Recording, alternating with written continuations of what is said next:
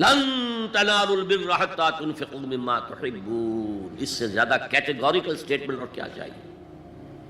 لن کے ساتھ جو نفی ہوتی ہے فعل مضارع میں، انتہائی مؤکد، ہرگز نہیں پہنچ سکتے نیکی کے مقام کو جب تک کہ خرچ نہ کرو ان میں سے جو چیزیں تمہیں پسند ہیں۔ قمیض پھٹ گئی ہے، بوسیدہ دے دو کسی کو، یہ نہیں ہے خیرات و صدقات، بلکہ جو تمہیں محبوب ہو۔ لن تنالوا البر، بر کے مقام تک نہیں پہنچ سکتے۔ پھر میں کہہ رہا ہوں، عابد ہو سکتے ہو، زاہد ہو سکتے ہو، علم کا معاملہ ہے، محدث ہو سکتے ہو، مفسر ہو سکتے ہو، فقیہ ہو سکتے ہو، مفتی ہو سکتے ہو، سب کچھ ہو سکتے ہو، قرآن مجید کی روح سے نیک نہیں کہلا سکتے۔ وآت المال علی حبہ، اب اس میں جو ترتیب میں نے کہا تھا، الاقرب فالاقرب، الاقرب فالاقرب، سب سے پہلے ذوی القربہ، اور اس میں اکثر و بیشتر ہم سے کوتاہی ہوتی ہے۔ دور دراز کے لوگوں کے ساتھ نیکی ہو رہی ہے، سگے بھائی کی بیوہ اور یتیم بچے جو ہیں وہ محروم ہیں، انہوں نے اس وقت یہ کر دیا تھا، یہ کر دیا تھا۔ ظاہر بات ہے کہ رشتہ داروں سے تو شکایتیں ہوتی ہیں، یہ تو ہمیشہ ہمارے مخالف رہے جی، ان کی ہم کیسے مدد کریں؟ اگر تو اللہ کے لیے دینا ہے تو پہلا حق ان کا ہے۔ من عفا للہ وابغض للہ واعطى للہ ومنع للہ، اللہ کے لیے دیا ہے اگر تو اپنے اس نفس کے جو انتقام کا جذبہ ہے اس کو کچلو، اور جس کا سب سے پہلا حق ہے اس کو پہنچاؤ۔ حق بحقدار رسید، ذوی القربى والیتامى، جو بے سہارا رہ گئے، باپ کا سایہ نہ رہا، والمساکین،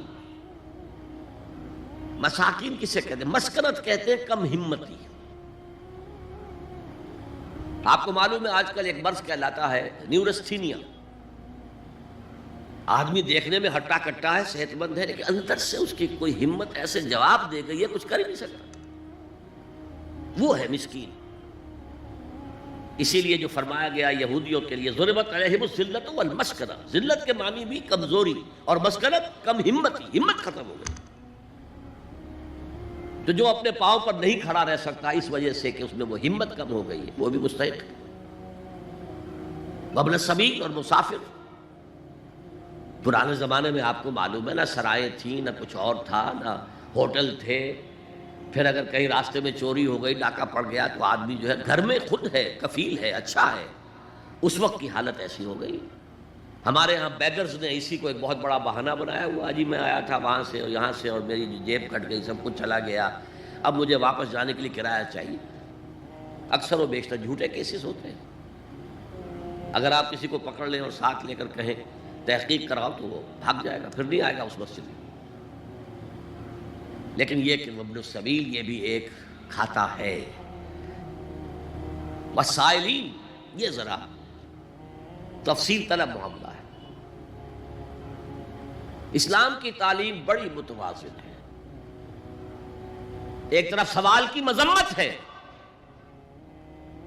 مت اپنا دستے سوال دراز کرو کسی کے سامنے۔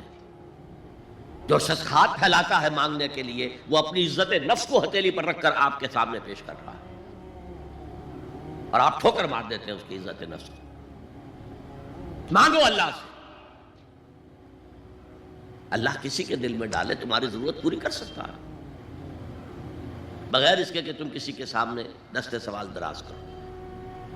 تو سخت مذمت ہے، اور خاص طور پر بیگری جو ایک انسٹیٹیوشن بن گیا ہے، ایک پیشہ بن گیا ہے، وہ تو اسلام کی تعلیمات کے منافی ہے۔ اور جس طرح کی ہم خیرات بانٹتے ہیں، 5 روپے کا نوٹ دے رہے ہیں مانگنے والوں کو، مسجدوں کے باہر سمجھ رہے ہیں ہم نے حاتم طائی کی خبر کو لات مار دی، حالانکہ حقیقت میں آپ انسٹیٹیوشن آف بیگری کو سپورٹ کر رہے ہیں۔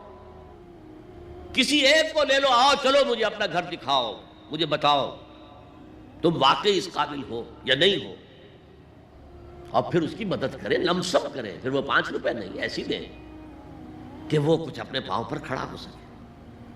میں نے 1 روپیہ نہیں کہا یہ کہ 1 روپیہ تو اب کوئی شے نہیں رہی، لیکن یہ کہ 5 روپے کا نوٹ بھی آپ نے تقسیم کرنے شروع کر دیے، یہ کیا ہے؟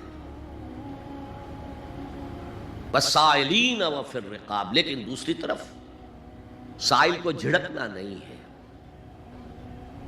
اما السائل فلا تنہر، چھڑکو نہیں. اچھا بھائی نہیں، معاف کرو، میرے پاس اس وقت آپ کی مدد کے لیے کچھ نہیں ہے، میں کچھ نہیں کر سکتا. تو ان دونوں کے درمیان اصل میں معاملہ ہونا چاہیے. بلکہ یہاں تک بھی فرمایا سائل کو ضرور دو، چاہے وہ گھوڑے پر سوار ہو کر تمہارے دروازے پہ آیا. کیا پتا اس کی واقعی الجھن کیا ہے. تو سوال کی مذمت اور سائل کو جھڑکنے کی ممانعت. حتی الامکان خالی ہاتھ نہ لوٹاؤ، اس نے اپنی عزت نفس اپنی ہتھیلی پر رکھ کر تمہاری سامنے پیش کر دیا، اسے ٹھوکر نہ مارو. لیکن جیسا کہ میں نے عرض کیا، یہ انسٹیٹیوشن آف بیگری جو ہے یہ ایک علیحدہ شے ہے، بالکل اس کا اس سے کوئی تعلق نہ سمجھیے. وَفِي الرِّقَابِ، رقاب جمع ہے رقبہ، گردن. فَكُّ رَقَبَةٍ أَوْ إِطْعَامٌ فِي يَوْمٍ ذِي مَسْغَبَةٍ يَتِيمًا ذَا مَقْرَبَةٍ أَوْ مِسْكِينًا ذَا مَتْرَبَةٍ. فَكُّ رَقَبَةٍ، کسی کی گردن چھڑا دینا. اس وقت سب سے بڑی اپلیکیشن اس کی تھی غلاموں کو، کنیزوں کو اپنے پیسے سے خرید کر آزاد کر دینا. بہت بڑی نیکی، بہت بڑی نیکی. اور حضرت ابو بکر رضی اللہ تعالیٰ عنہ کے دفتر فضائل میں سب سے اونچا کام یہ ہے کہ جن غلاموں کو، جن کنیزوں کو ستایا جا رہا تھا، their owners, their masters، ان کے آقا کو حق حاصل تھا، جو چاہے کرے ان کے ساتھ، قتل کرنے کوئی پوچھنے والا نہیں ہے. میں پہلے بھی عرض کر چکا ہوں، میری ملکیت ہے، جیسے میری بکری میری ملکیت ہے، میں نے اس کو ذبح کیا، گوشت کھا لیا، تم کون ہوتے ہو پوچھنے والے؟ میرا غلام تھا، میں نے قتل کر دیا، تم کون ہو پوچھنے والے؟ ان کو حضرت ابو بکر نے خرید کر آزاد کیا اور منہ مانگے دام دیے. حضرت بلال کے لیے امیہ ابن خلف نے اتنی بڑی رقم مانگی، حضرت ابو بکر نے کہا ٹھیک ہے لو. باپ نے کہا بھی ابو قحافہ نے، ابو بکر کو کوئی غلام خریدنا ہی تھا تو کوئی طاقتور آدمی جو کام آ سکے کہیں، اس کو خریدنا چاہیے. مجھے کیا پتا ابو بکر کس لیے خرید رہا اور کس کے لیے خرید رہا ہے. آج کے دور میں اس کی اپلیکیشن ہوگی. کوئی شخص جو ہے اگر قرض میں اس طرح جکڑا جائے کہ لاکھ ہاتھ پاؤں مارے نکل نہیں سکتا، اس کو کوئی لمپ سم مدد دے کر اس قابل کیا جائے کہ وہ پھر اپنے پاؤں پر کھڑا ہو جائے. یہ نہیں کہ اسے آپ ہر مہینے کچھ رقم دیتے رہے مینٹیننس کے لیے، نہیں. اس سے تو وہ اسی پوزیشن میں رہے گا. یہ بعض مائنورٹی کمیونٹیز کے اندر یہ معاملہ موجود ہے.